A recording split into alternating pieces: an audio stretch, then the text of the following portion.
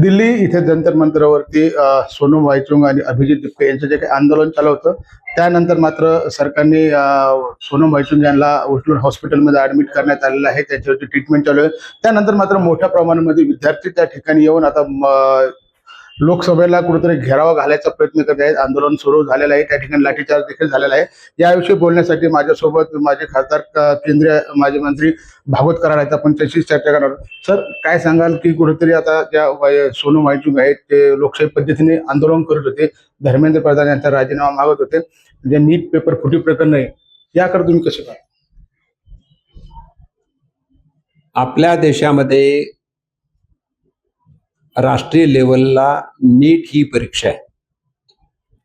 नीट परीक्षा ही केंद्र सरकार घेत असतं. ही परीक्षा घेत असताना काही दिवसापूर्वी म्हणजे त्याच काळामध्ये लक्षात आलं की पेपर फुटी झालेली आहे. पेपर फुटल्यानंतर ताबडतोब केंद्र सरकारने ती परीक्षा रद्द केली. नवीन धोरणानुसार नवीन परीक्षा घेतली आणि आता परीक्षा संपलेली आहे, निकाल आलेला आहे.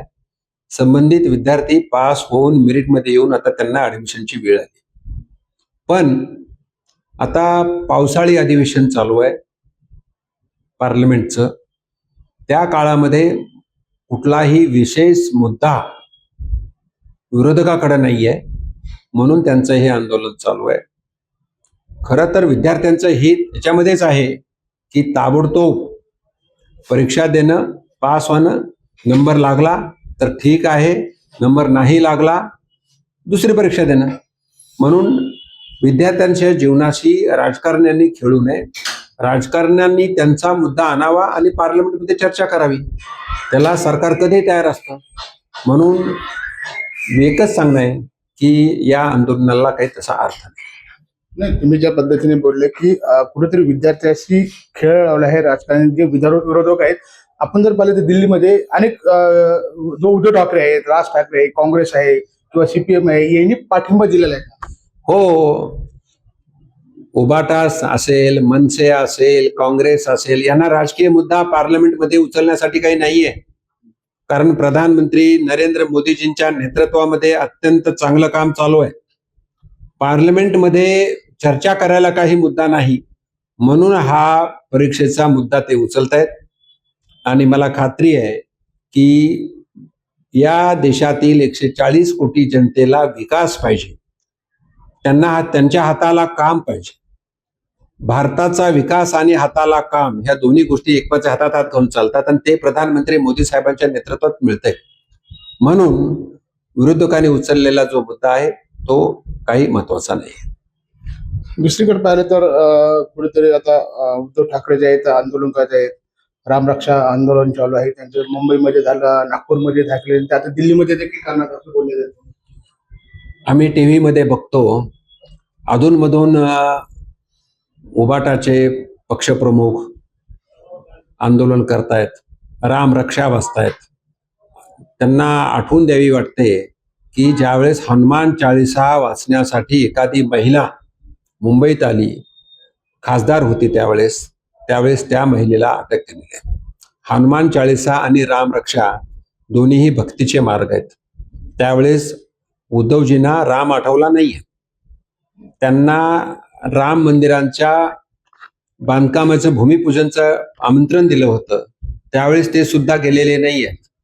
आणि म्हणून मी तर म्हणतो राम त्यांच्यावरती कोपला आणि उबाटाचे हे हाल झाले.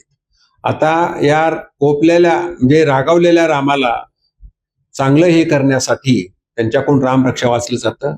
पण खरी त्यांची ही रामरक्षा, रामाची भक्ती नाहीये. ही भक्ती त्यांची फक्त राजकारणासाठी कुठला मुद्दा नाही.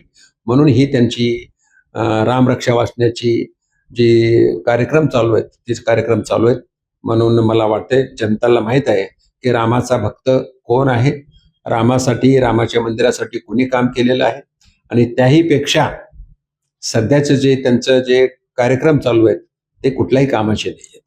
त्यांनी रामरक्षाचं वाचन करावंच, नक्कीच करावं, पण अगोदर घरी वाचायला सुरू करावं, नंतर जनतेत जावं. त्यांनी तुम्ही राम मुद्दा घेतला, मंदिराचा मुद्दा घेतला, परंतु आता ते जे काही राम मंदिरामध्ये चोरी प्रकरण झाले, कुठेतरी त्याच्यावरती आता भाजपवरतीच आरोप केले जातात की सोनं गेलं, चांदी चोरी झाली, एवढं जे काय राम मंदिरामध्ये झालं असेल त्याच्यावरती योग्य ती कारवाई होऊन जे कोणी चोर असतील त्याला पकडलं जाईल, त्याला शिक्षा दिली जाईल. हे शासनाचं काम आहे.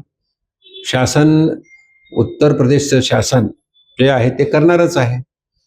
म्हणून त्याच्यात कुणी कुणी भारतीय जनता पार्टीचं शासन उत्तर प्रदेशामध्ये आहे ते त्याला पाठीशी घालणार नाही, हे सर्वांनाच माहिती आहे.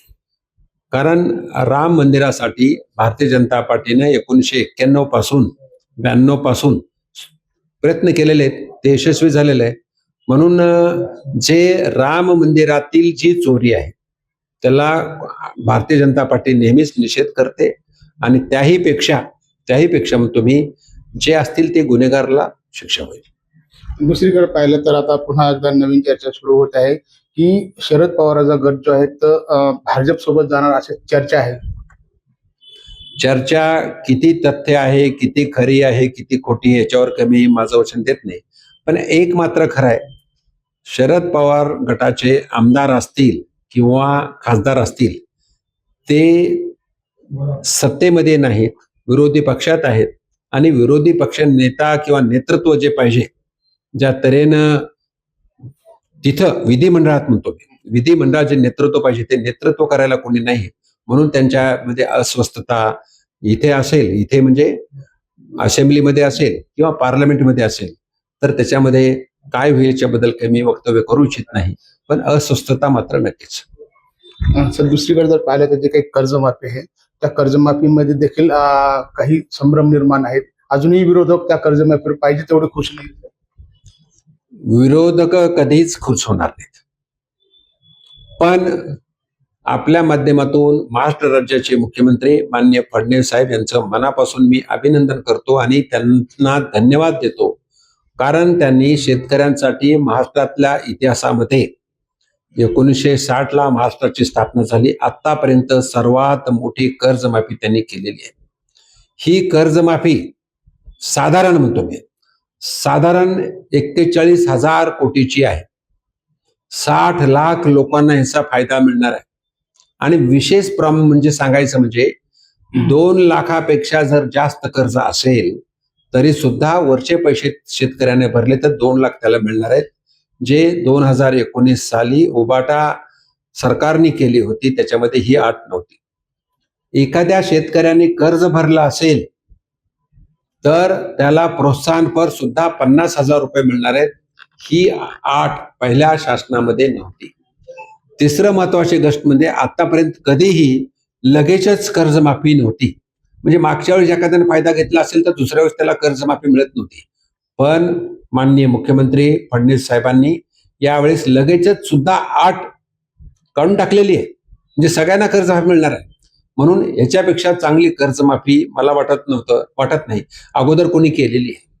म्हणून माननीय मुख्यमंत्र्यांचं मी अभिनंदन करतो. शेतकऱ्यांना 60 लाख शेतकऱ्यांना याचा फायदा होणार आहे आणि शेतकऱ्यांसाठी हे नेहमीच सरकार सध्याचं जे अत्यंत चांगल्या तऱ्हेनं काम करताय ते पाठीमागं आहे. मी सांगू इच्छितो की शेतकऱ्यांसाठी जे 45,000 कोटीचं वीज बिल माफी होतं, वीज बिल राहिलेलं होतं, ते सुद्धा आता माफ केलं आहे. म्हणून हे सरकार, महायुतीचं सरकार महाराष्ट्रातील शेतकऱ्यांच्या पाठीशी. आपण जर पाहिलं तर मागील काही दिवसापासून महाराष्ट्रामध्ये कुठेतरी आता खलबत्ते आपल्याला पाहायला मिळते.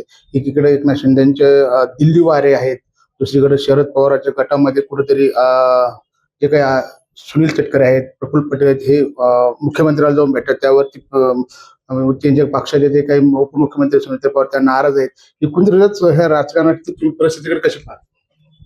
राजकारणामध्ये माननीय एकनाथ शिंदे एनडीएचे घटक आहेत.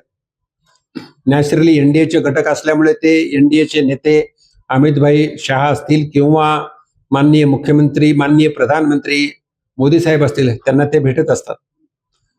एनडीए मध्येच असलेले अजितदादा पवार गटाचे नेते माननीय प्रफुल्ल पटेल असतील किंवा तटकरे जे असतील, हे दोन्हीही मुख्यमंत्र्याला भेटले, काही दुसऱ्या कामासाठी भेटले असतील. म्हणून काही तर्क अतर्क करण्यात काही अर्थ नाहीये. पण एक मात्र एनडीए स्ट्रॉंग आहे. एनडीए माननीय प्रधानमंत्री मोदी साहेबांच्या आणि अमित भाईच्या नेतृत्वामध्ये देशभर काम करत आहे आणि जनतेच्या हितासाठी काम करत आहे. मला खात्री आहे प्रधानमंत्री मोदी साहेबांचा जो संकल्प आहे विकसित भारत 2047, त्यासाठी जनता सुद्धा माननीय मोदी साहेबांच्या पाठीमागे आहे. नक्कीच आपण पाहिले होते भागवत कराड ज्या पद्धतीने जे काही राजकारणामध्ये तर्कवितर्क केल्या जातात, मात्र त्यामध्ये कोणतेही तथ्य नाही. आणि एकूण जर पाहिलं तर महाराष्ट्राच्या इतिहासामध्ये सर्वात मोठी कर्जमाफी ही देवेंद्र फडणवीस यांनी केली आहे. आणि दुसरीकडे पाहिलं तर ज्या पद्धतीने धर्मेंद्र प्रधान याच्यावर जे काही आरोप केले जातात, त्यांचे जे काही राजीनाम्याची मागणी केली जाते, तर याबद्दलही ते बोललेले आहेत. मात्र खऱ्या अर्थाने पाहायला गेलं तर महाराष्ट्रामध्ये जे राजकारणामध्ये खलबत्ते आपल्याला पाहायला मिळते, शरद पवारांचा गट इंडिया सोबत जाणार आहे का, हा सर्वात मोठा कळीचा मुद्दा आहे. मात्र येणाऱ्या काळामध्येच ही जी परिस्थिती समोर आल्याचं आपल्याला पाहायला मिळणार आहे. संजय रेलेस, मराठी, छत्रपती संभाजीनगर.